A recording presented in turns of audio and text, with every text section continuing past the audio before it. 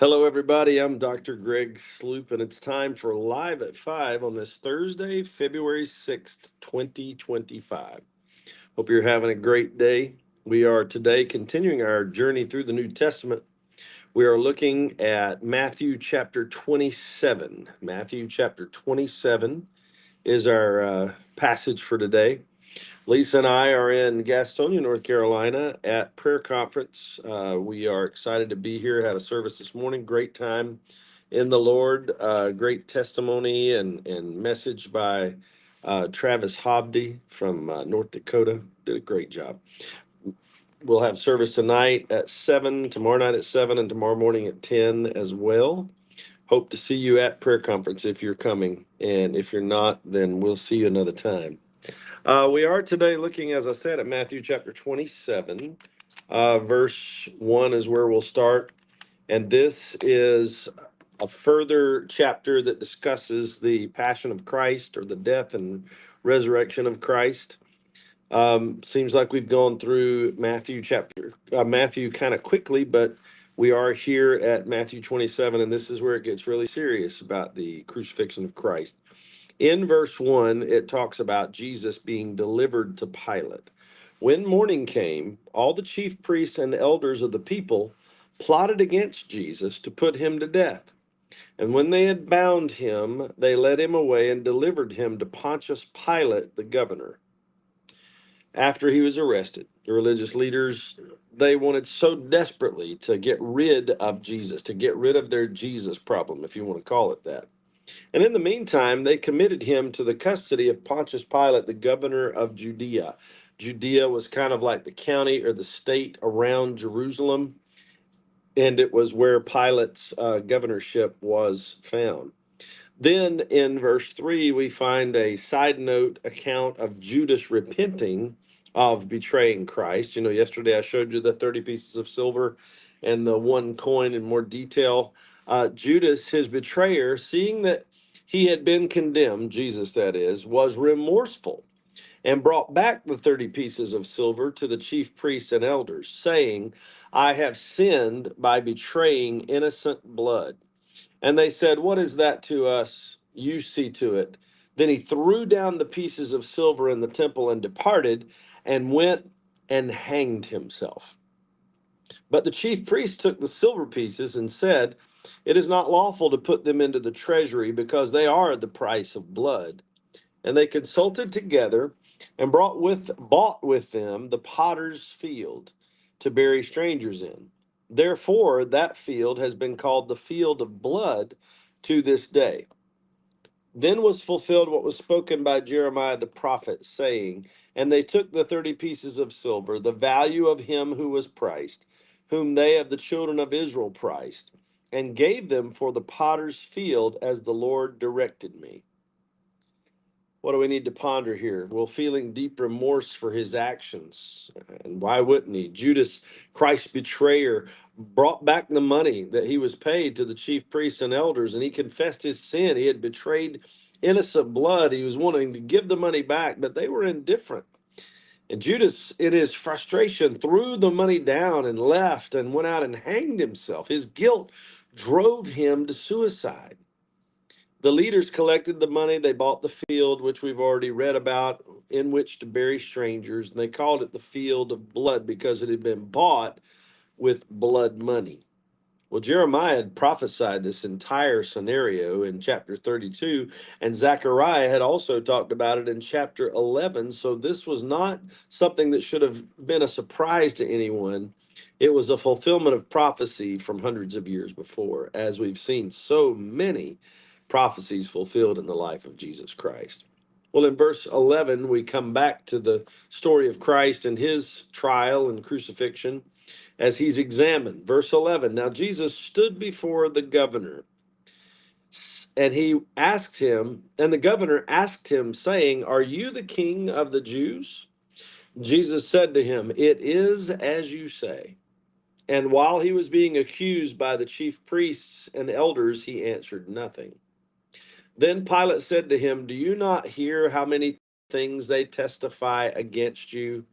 But he answered him not one word, so that the governor marveled greatly. What do we need to think about here? Pilate very directly, very openly asked Jesus if he was the king of the Jews. And Jesus said, yes, it's as you have said. You hadn't heard him say that really, not to strangers, not to those who were trying to have him killed. But before the chief priests and elders, those who could try to use his words against him, he replied nothing. He would speak to Pilate, but not to the Jews. That ought to tell you something. If Jesus would be more inclined to speak to the Gentile, the Roman governor, than he would the people of God, the Jews. They were out to kill him. Pilate was simply trying to know the truth. And Pilate asked why he didn't respond to the religious leaders, but Jesus just remained silent, led to the slaughter like a lamb, as we've heard before about Jesus. Pilate was astonished that he didn't defend himself. Everybody defended themselves when they were in court, but not Jesus. Well, Pilate tries to find a way to turn Jesus loose. He says in verse 15, now that at the feast the governor was accustomed to releasing to the multitude one prisoner whom they wished. And at that time they had a notorious prisoner called Barabbas. Therefore, when they had gathered together, Pilate said to them, whom do you want me to release to you, Barabbas or Jesus, who is called Christ? For he knew that they had handed him over because of envy. He didn't think they really killed. That's my commentary. And while he was sitting on the judgment seat, his wife sent to him, saying, have nothing to do with that just man, for I have suffered many things today in a dream because of him. But the chief priests and elders persuaded the multitudes that they should ask for Barabbas and destroy Jesus. The governor answered and said to them, which of the two do you want me to release to you? They said, Barabbas. Pilate said to them, what then shall I do with Jesus, who is called Christ? They all said to him, let him be crucified. Then the governor said, why? What evil has he done? But they cried out all the more, saying, let him be crucified. When Pilate saw that he could not prevail at all, but rather that a tumult was rising, he took water and washed his hands before the multitude, saying, I am innocent of the blood of this just person. You see to it. And all the people answered and said, this is so ominous, so horrible to hear. They said, his blood be on us and our children. What do we need to think about here? Pilate had some level of sympathy for Jesus and remembered his practice of releasing one prisoner annually. In this case, Pilate gave the Jews a choice of who would be released, Barabbas, a known criminal, or Jesus the Christ, the Savior Messiah. Pilate's wife warned him, don't be involved in the condemnation of Jesus. She had a dream about Jesus. It frightened her. She'd been troubled. The religious leaders, though, convinced the crowd to ask for Barabbas' release. When Pilate asked what he should do with Jesus, they cried out for him to be crucified. They were bringing blood on their own names. He maintained Jesus' innocence, Pilate did, but they would not be dissuaded.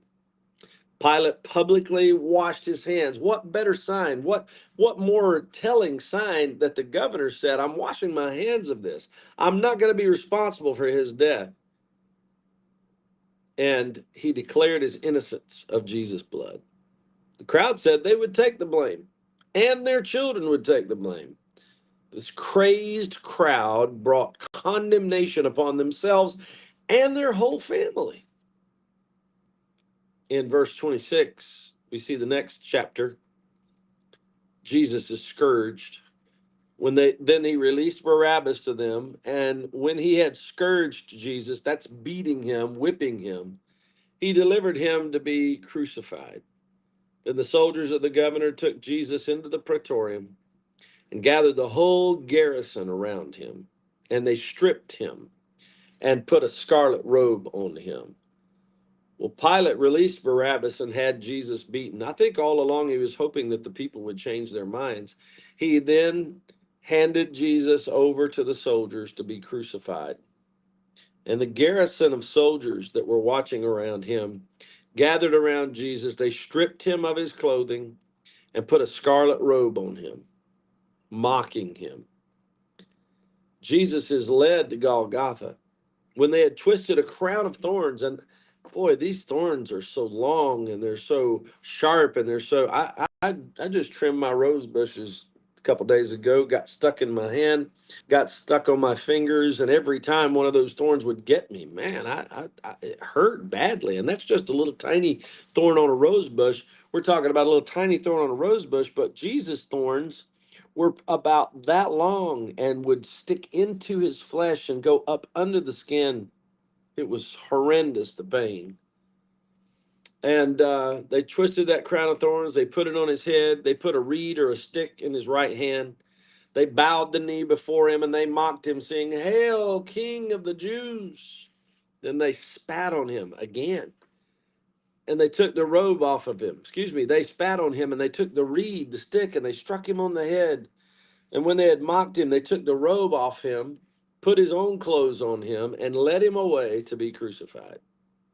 Now, as they came out, they found a man of Cyrene, Simon by name. Him they compelled to bear his cross. And when they had come to a place called Golgotha, that is to say, place of a skull, they gave him sour wine mingled with gall or bitter things, almost like vinegar, to drink.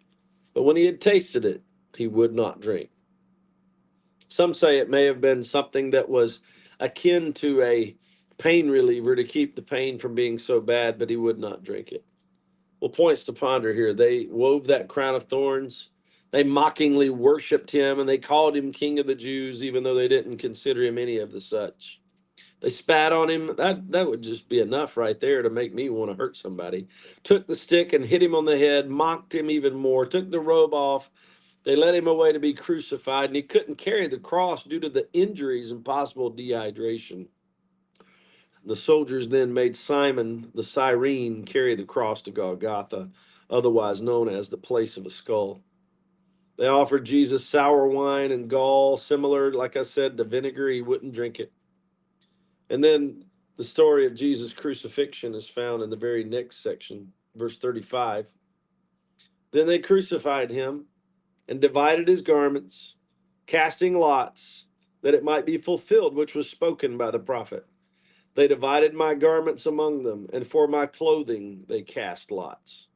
Sitting down, they kept watch over him there, and they put up over his head the accusation written against him, "This is Jesus, King of the Jews." Then two robbers were crucified with him, one on the right and another on the left.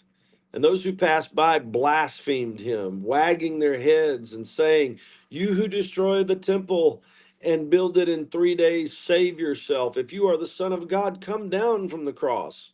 Likewise, the chief priests also, mocking with the scribes and elders, said, "He saved others, himself he cannot save. If he is the King of Israel, let him now come down from the cross, and we will believe him. He trusted in God. Let him deliver him now if he will have him. For he said, I am the Son of God." Even the robbers who were crucified with him reviled him with the same thing. The soldiers nailed Jesus to the cross. They put his cross in the ground, making him visible to all. They even rolled dice for his clothing, which means they didn't leave his clothing on them. Once they decided who they belonged to now, they took his clothing. They nailed a paper stating, "This is Jesus, the King of the Jews," over his head on the cross. Two robbers were crucified at the same time, one on each side of Jesus. And onlookers mocked Jesus. Even the thieves who were on either side of him, who were sentenced to death themselves, mocked Jesus. Verse 45 gives the account of Jesus' death. Now, from the 6th hour until the 9th hour, there was darkness over all the land. And about the 9th hour, Jesus cried out with a loud voice, saying, "Eli, Eli, lama sabachthani." That is, my God, why have you forsaken me?" Some of those who stood there when they heard that said, "This man is calling for Elijah." And immediately one of them ran, took a sponge, filled it with sour wine, put it on a reed, and offered it to him to drink. And the rest said, "Let him alone. Let us see if Elijah will come to save him." And Jesus cried out again with a loud voice, and yielded up his spirit. Points to ponder. From 12 until 3, that's the sixth to the ninth hour. The daylight began at 6 a.m. and so that was hour 0, and the third hour was 9, the sixth hour was 12, and the ninth hour was 3 p.m. There was darkness over the entire area, and at about 3 p.m., Jesus called out to God, asking why he had forsaken him. Some of them, of course, mistook it for calling Elijah. They waited to see if Elijah would come, but Jesus then just cried out from the depth of his being and gave up his spirit in death. There were signs accompanying Jesus' death. It's quite amazing the things that happened. Verse 51 says, Then behold, the veil of the temple was torn in two from top to bottom, and the earth quaked, and the rocks were split, and the graves were open, and many bodies of the saints who had fallen asleep were raised. Coming out of the graves after his resurrection, they went into the holy city and appeared to many. So when the centurion and those with him who were guarding Jesus saw the earthquake and the things that had happened, they feared greatly, saying, Truly, this was the Son of God. And many women who followed Jesus from Galilee, ministering to him, were there looking on from afar, among whom were Mary Magdalene, Mary the mother of James and Joseph, and the mother of Zebedee's sons. Points to ponder here. Several natural phenomena occurred at Jesus' death. The veil separating the holy place from the Holy of Holies was torn in two from top to bottom. It's far too tall for anyone to do that. It was God's hand, making access for us, of course. An earthquake occurred, rocks split, graves were opened. Many saints were even raised from the dead. They walked into the city, they appeared to many people, and the guards were so affected by all of this that they confessed that Jesus was the Son of God. And the female followers followed at a distance. Not the mother, but the other followers did. In verse 57, we find the account of Jesus' burial. Now, when evening had come, there came a rich man from Arimathea named Joseph, who himself had also become a disciple of Jesus. This man went to Pilate and asked for the body of Jesus. Then Pilate commanded the body to be given to him. When Joseph had taken the body, he wrapped it in a clean linen cloth and laid it in his new tomb, which he had hewn out of the rock. And he rolled a large stone against the door of the tomb and departed. And Mary Magdalene was there, and the other Mary sitting opposite the tomb. On the next day, which followed the day of preparation, the chief priests and Pharisees gathered together to Pilate, saying, Sir, we remember while he was still alive how that deceiver said, After 3 days I will rise. Therefore command that the tomb be made secure until the third day, lest his disciples come by night and steal him away, and say to the people, He has risen from the dead. So the last deception will be worse than the first. Pilate said to them, You have a guard. Go your way, make it as secure as you know how. So they went and made the tomb secure, sealing the stone and setting the guard. This last little section of chapter 27 has a lot in it. After Jesus died at evening time, just before sunset, Joseph of Arimathea came to Pilate asking for Jesus' body. Pilate gave him permission to take Jesus, and he took the body, wrapped it in that clean linen cloth. Some people like to say that's the Shroud of Turin. I don't know if it is or not. I'm not trying to set that out there as truth. I just know that there is a lot of theory about what happened to that cloth. What happened to that cloth, though, doesn't matter so much as what happened to the guy in the cloth, and that is Jesus rose from the dead. And they laid it in a tomb, which Joseph had just cut out of a stone hill, and he rolled a large stone, left for the weekend because it was Passover. It was Sabbath coming up, is what it was, not Passover. It was Sabbath.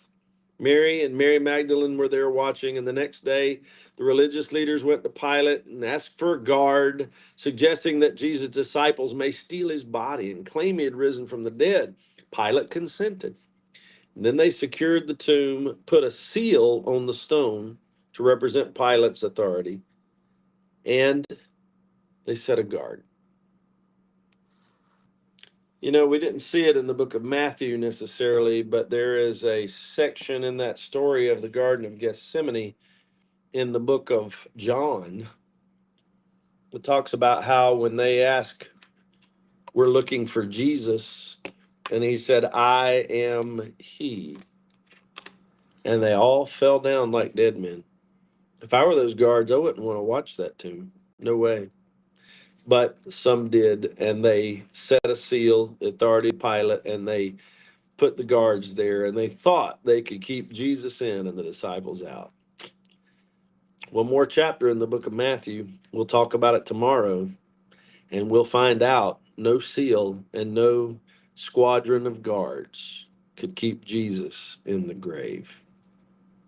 And that's the word for today. Good to see Richard Britt. Hey, I hope to see you tomorrow at prayer conference as well, my friend. Kathleen Palace, Maranam Habibi, the Beast. Okay, Tommy Morrow, Tona Green, Jack Weinkoff, Jesus Image Church in Africa. Good to see you guys on. I appreciate all of you being with us. And whatever time of day or night you watch, it's always our honor to bring this short Bible study each and every day, Monday through Friday. Now, we'll have Saturdays off, but Sunday we come back with another study. Right now we're in Psalm 119, reading, talking, and praying through each section of that psalm. It's been a good read for us as well, but I look forward to seeing you guys tomorrow. I'm praying for you, and I do hope to see